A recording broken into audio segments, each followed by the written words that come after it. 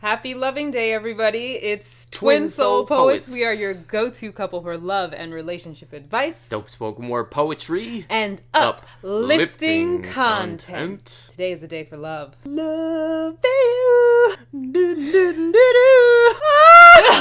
Today is a very special day for us and many couples all around the world. It is Loving Day, which celebrates beautiful love of all shapes, sizes, races, places, faces.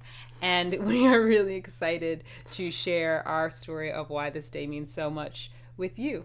For those of you who are not familiar with the Lovings and why they are so important to American history, we will include a link to the documentary about them below. Brief history. Richard and Mildred Loving were an interracial couple in Virginia in the 50s that were arrested for just being married as an interracial couple. They ended up having a Supreme Court case that they won, which ended the ban on interracial marriage in the rest of the country. It was a big deal. When we saw the Loving Story documentary, both of us were immediately like, this is a poem. This is such a beautiful story. We have to write this. And it just resonated with us on so many levels. Yeah, I mean, white man, black woman, the fact that their name was the Lovings, the fact that, the motto for Virginia is for lovers. Right. And on top of all that, we're from Virginia. So, being an interracial couple from Virginia, all of these, mirrors that were happening, it just felt like this kind of direction that was being given to us. Here, help share this story. It's such a beautiful story. And you all wouldn't be able to be together today without it and without them. And so we ended up writing our poem, The Lovings. And that took us on a whole journey that was extraordinary. And Loki, you kind of look like Mildred. Well, I mean, speaking of that, we'll get to that part of the story, but there was this amazing synchronicity. Stay tuned for that we'll put that at the end. Just this amazing synchronicity that happened that felt like such a blessing from the Lovings. But we've just felt guided and followed through and wrote our poem, The Lovings. Since then, we won an award, so it's now an award-winning poem. We've performed it in places all around the country. It's one of our most viewed spoken word pieces. It's always so well received, and we just, every year that Loving Day comes up, we share it because it always resonates. We get such beautiful feedback, interracial couples telling us I met my husband, I met my wife, I met my partner back in the 60s when there was still segregation going on, and this just inspires me about how powerful love is. And every time that we perform it, we like to sort of honor them before. I love sharing their stories so much because it's such a powerful example that love really is enough. They were two very simple, humble people from super rural Virginia who really had no desire in becoming part of this swelling civil rights movement, but just their persistence and desire to be together ended up changing the entire country. And their decision to love no matter what kind of was one of the biggest civil rights actions that could be taken without even having that intention. And to have done that, and especially for Mildred to have 9 years of trying to just have your right to be in love and be married in your home state, is a testament to their love. It's not just some slogan on a t-shirt that love conquers all. It's true, and this is cool. Proof that there is a lot of power in that, and I think that's just a great reminder to think about today. So we have been performing this story for years. We've always gotten amazing feedback from it, and flash forward to a few years down the road and we're getting married. We go home to Virginia for that, and a few days before our wedding, we were going to get our marriage license, and we're walking out of the courthouse and I get a text from my mom, and she was like, "Did you guys realize that today is the 50th anniversary of Loving Day?" And we were like, "What?" So weird, right?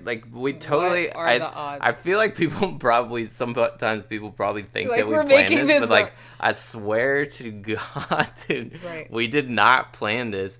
It was just, we had planned our wedding for the 17th of June, and we just walked out of the courthouse. We were like, "What? That's okay." Amazing. It totally felt like a little... Right, it was a total wink, but it's not the end of the story, because I'm really excited. I'm like, "Hamilton, let's take a selfie outside the courthouse just to kind of, we can make an Instagram post and talk about this moment and how special it was." So he's like, "Great, yeah." So we take a selfie, and I'm like, later on I'll pull up a picture of the Lovings and, we can post it together side by side and tell this little story. Why, when I went on Google, the first picture that came up that like caught my attention was a picture of them side by side in almost identical pose. We'll insert the photo here. The almost identical pose. And my mom then points out when I show her this, she's like, oh my gosh, this is amazing. Behind us, where you see the buildings, looks like the bookcase that's behind the Lovings in the photo.